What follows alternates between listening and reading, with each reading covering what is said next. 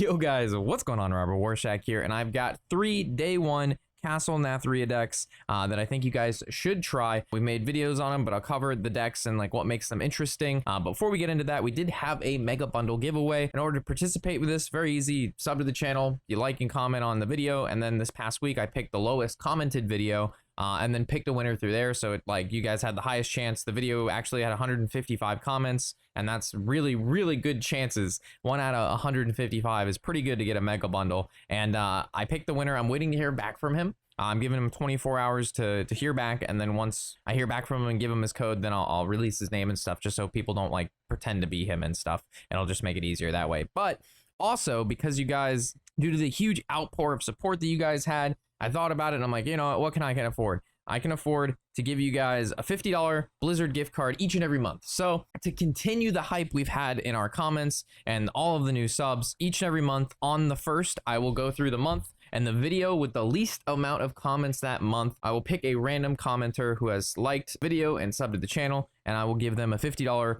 Blizzard gift card each and every month. So anybody's eligible for this. And it's really easy to do, and I will announce the winner at the 1st of every month. And that starts now with this video right now. So taking a look at really cool decks that we have in the Castle of Nathria, the first one being our best performing deck in the Theory Crafting stream, that's going to be the Volatile Skeleton Mage. This deck went like 6-0. It was an absolute monster. It doesn't look like much at first. Once you get the Volatile Skeletons going, it is insane. So there's a ton of cards in the deck that make these Volatile Skeletons. They're basically 2/2s, and then their death rattle is they deal 2 random damage to a random enemy. So it can go face, it can hit minions, it makes them really annoying to trade into, and they just pump out a large quantity of damage. So Nightcloak Sanctum, 3 durability. This thing is so good. You get to freeze a minion and it makes a skeleton. Of course, the cold case, you get some armor, you make 2 more skeletons.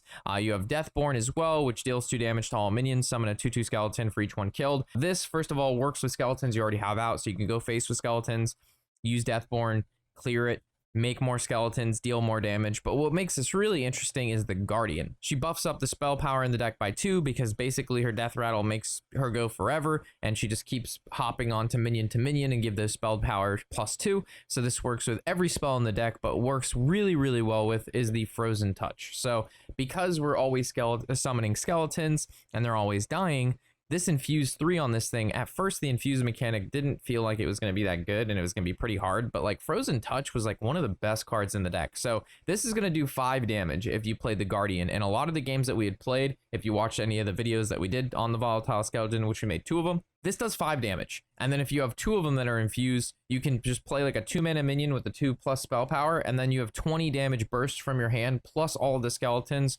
plus of course your big Kel'Thuzad at the end of the game. So Volatile Skeleton, or Freeze Volatile Skeleton Mage, looking very good, very fun deck, and one of the decks I'm really looking forward to this expansion. Moving to the Pokemon Evolve Shaman. Evolve Shaman is back, and it is really good, and that's because of Muck Pools and all of the evolve mechanics. So Muck Pools, 1 mana, again, 3 durability. 3 durability is huge because it just feels like you can use it forever. You get to basically evolve a minion of your choice, and it's pretty sick. Besides that, of course, we have the new Convincing Disguise. Again, infuse 4, but there's a lot of minions in this deck, especially the totems, and then as soon as you get this infused, it evolves all of the minions on your board +2.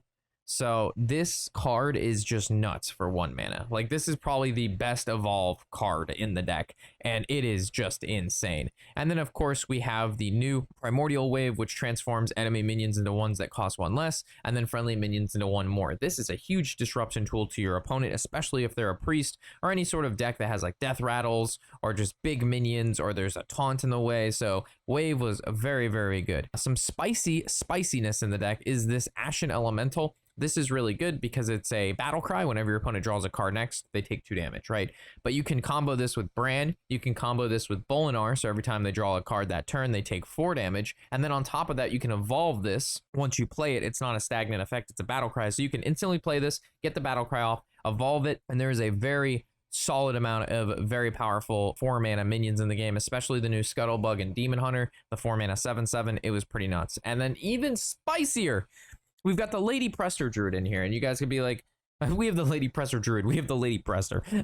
And she is kind of And she's really cool because remember, she's going to transform all of the minions in the deck to dragons. Dragons most of the time have very powerful battle cries, but what you don't think about is the dragons, they cost like, you know, 5, 6, 7, 8, 9 mana a lot of the time. So if you evolve one of the dragons, it's actually going to evolve into the mana cost of the original dragon. So if you get like a primordial drake, which is normally 8 mana, and you get him on a 3 mana minion, you're playing a 3 mana minion, you evolve him and he goes into a 9 mana card because it doesn't know that it was reduced like that. So Lady Presser and Evolved Shaman, it just like, it was doing so very well, and it was kind of insane. So of course we have the tiny toys and all just normal good shaman cards, but yeah, a lot of spice in this deck, and this was our second best performing deck, and I think this went like 8-1 or 7-1 during the theory crafting stream. So this deck performed very good, and again, we've got videos on all of these decks that I'm covering. If you just want to see the action and how these decks perform already, I will put in the description a link to all of the corresponding videos to the decks that we're covering. And then the last deck that we have here is the Imp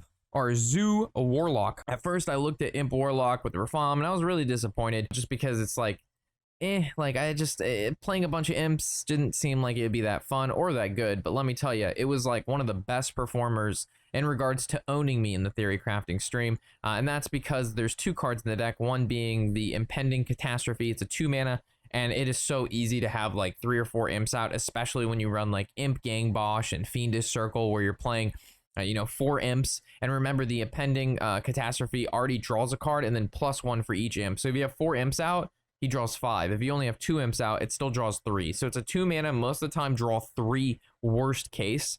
And it's nuts. This card, I see this getting nerfed to 3 mana, or just draw for each imp you control and not just automatically draw 1 and then for each imp +1. So yeah, this card was insane. Second card that was nuts was this Vile Library.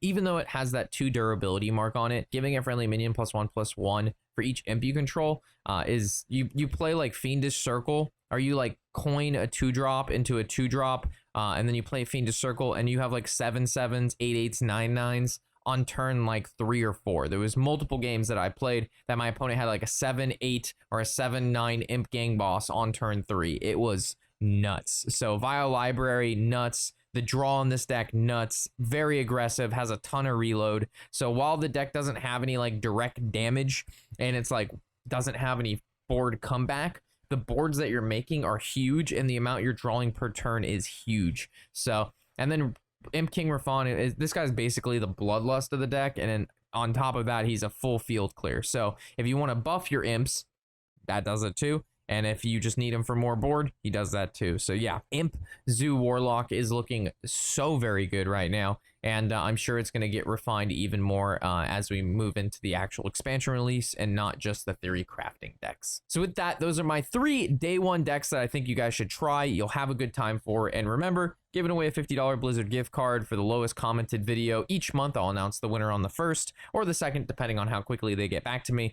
And then the bundle, we're still waiting on this guy to come back to me. And if he doesn't respond by tomorrow, we'll pick another winner, and I'll have to change that video already. But it's good for you guys because you guys get another chance. So with that, thank you guys for watching. Of course, I'm Robert Warshack, and happy whatever the hell day it is.